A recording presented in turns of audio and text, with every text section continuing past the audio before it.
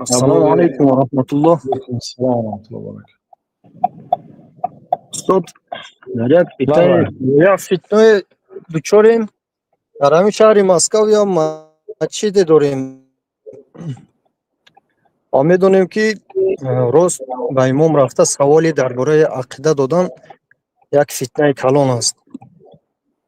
ولی برادرانی بودن که همین سوال را دادن، گفتن از قبر پرسیده می شود، یگون یوری یگون چیز پرسیده می شود. امام مسجد جواب داد که می شود. ما چیکار کنیم اکنون؟ در حیرت مونده ایم همه. از قبر یعنی اصلا یاردن پرسیدن. بله از قبر آخه مردگی از بیچاره. از وی چی یاردن میپرسید؟ سال 2002 بود. شیخ عریفی برای ما درسی تاریخ درس میدادن. میگم که نماز پیشین در مسجد نبوی خوندیم. درس بعدی خفتن بود، در دیگر مسجد بود، در یک کنج مدینه بود. اونو نماز پیشین در حرم خواندن در مسجد نبوی. یک میلیسه ها یک ایرانی دستگیر کردیم، یک شیعه را، وقتی عمره بود.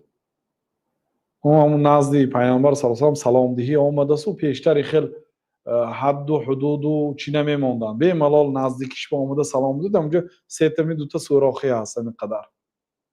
از دروازه آهنین اینقدر سوراخی هست، همونجا یک پفت از درون. در حال وی میلیسه ها دستگیر کردن که بمب پرتافت، چی پرتافت. بعد خلاصه میخپن، در میکشون و میبینن که یک ورق بوده است. ورق بنویسه است که یا رسول الله من قرضدار هستم، 150,000 ریال قرض دید گفته است. یعنی فهمی مردم آمده از پیامبر صلی الله علیه و سلم 150,000 ریال سعودی پول پرسیده ایستاده است. وقتی یک شیعه و همین حادثه نقل کردم میگم که ساده میگم ها درست است و ساده و تو از این چیزای بزرگتر میپرسی از قبر. حاضر مثال یک میلیاردر به 150,000 ریال پول تگوید میتونه داده، لیکن شما جنت به درآورده نمیتونه. یعنی چیزی مایده پرسیده نشه، چیزی بزرگ چه خیلی میپرسید. جنت کی داده میتونه؟ مرا رحمت کن، گناهی مرا بخش از معید. برای چی میپرسه؟ این شرکی محض است، این کفری محض است. کسی که از مرده یاری میپرسد، اون مرده بیچاره به شما محتاج است که دعا کنید، یگان خیر کنید از نامش. از وی چی یاردم میپرسه بیچاره؟ الله تعالی رحم کند. خلاصه این البته معلوم است که مثلا در بعضی کشورها امام های بیسواد قصدن میمونن.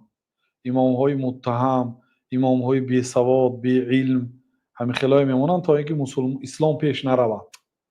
و این چنین خبرکشای میمونن که هر یک خبری که در مسجد میشه به بالا رساند تا اینکه اونا کار کردن. آدمی درسته به وظیفه نمیمونن در بعضی کشورها. این چیزا هم نه از عقل و فهم باید مسلمان کمتر هوشیار باشد. این چیزای داند باید. بله.